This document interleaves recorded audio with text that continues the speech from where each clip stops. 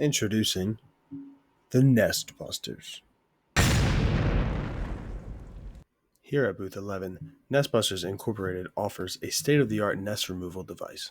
This device is capable of not only ripping apart nests into piles of debris, but also grabbing those debris piles and safely removing them from the tops of utility poles.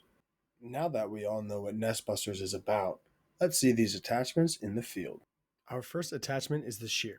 The operator is able to lower the shear over a target stick, press a button, and bam, the stick has been cut in half.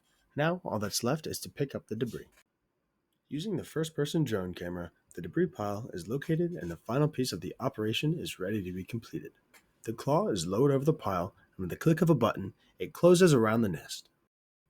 Then all that's left is for the drone to fly away. So come and see the Nest Busters for yourself during Design Day at Booth 11. We hope to see you there.